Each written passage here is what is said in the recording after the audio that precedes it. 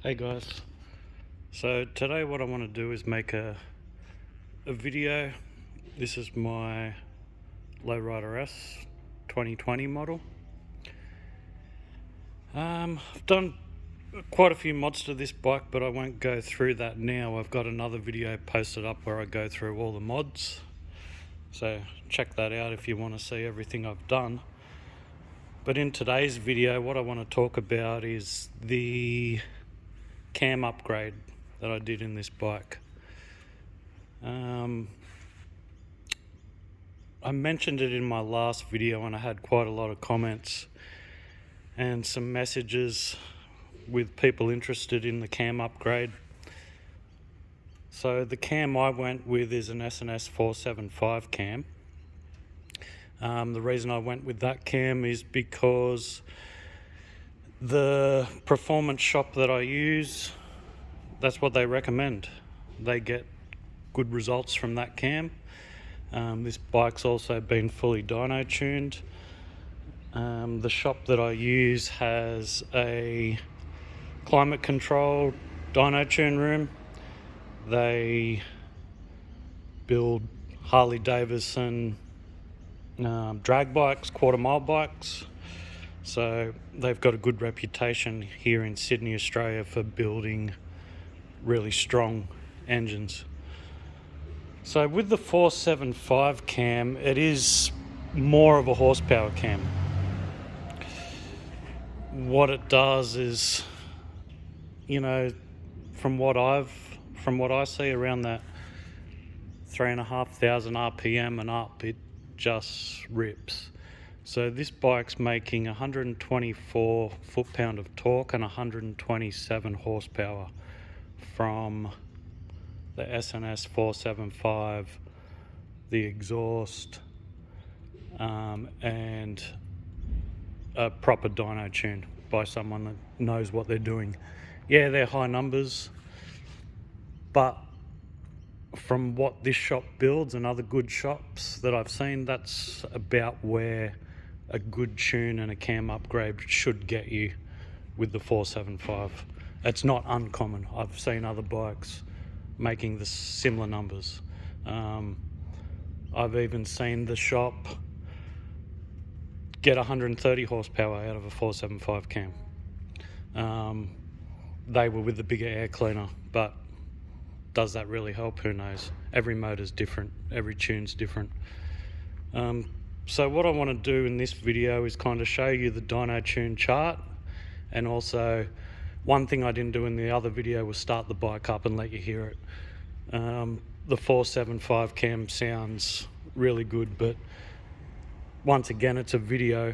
You don't get the true sound come across on the video. But with the dyno tune chart, I'm not a mechanic. I don't really know what I'm talking about too much.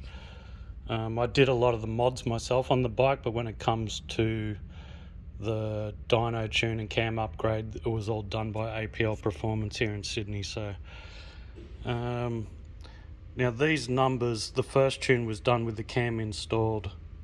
The second tune, which is here,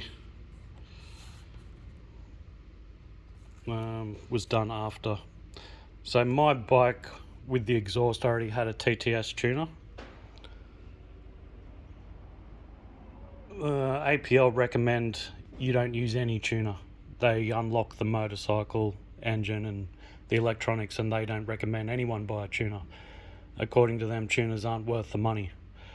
So if I knew that, I wouldn't have got the TTS, but from what they say, the TTS is one of the better tuners anyway, and this one got quite good numbers. So you can kind of see the horsepower up here kicks in. You're getting 110 horsepower at 3,500 RPM, and it just climbs all the way up to 127 from there.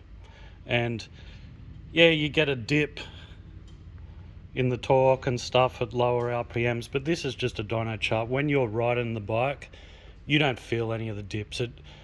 when you do this cam upgrade, it just feels like an absolute hot rod. You don't feel the dyno chart. I know some blokes say you can feel the dip. It comes from the 2-1 exhaust, but for me, it just feels like an absolute beast. I don't notice it. It just charges.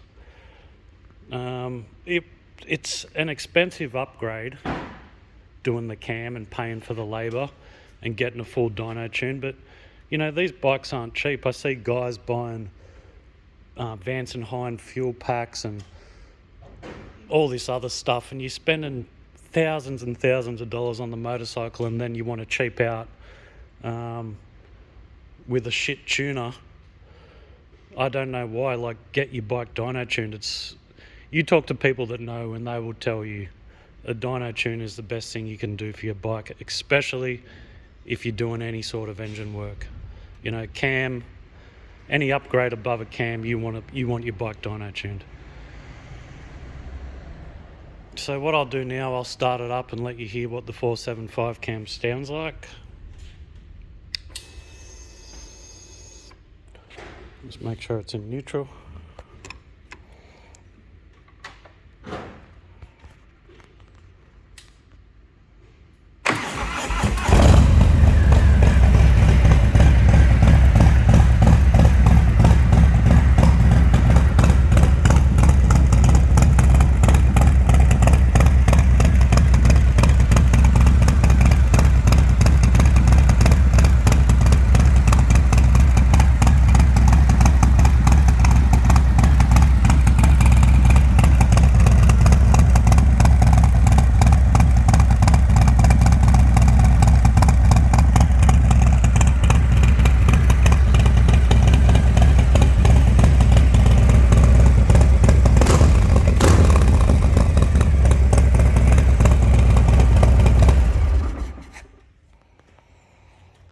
I have no idea how that will sound on video, but it's a lumpy cam, the 475.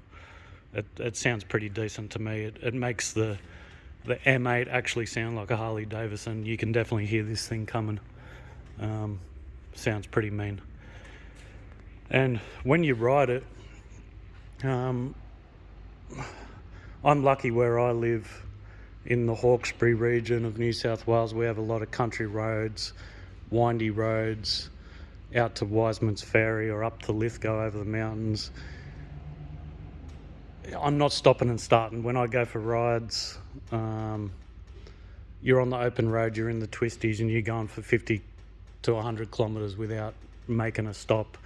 So I'm riding at the higher RPM range. So for me, the horsepower cam, or the S&S 475 cam, when it's tuned up for horsepower, I'm already cruising at 100, 120 up these roads, and if I want to dump it from there and get on it, like, this thing just absolute rips. I can understand if you want a lot more torque.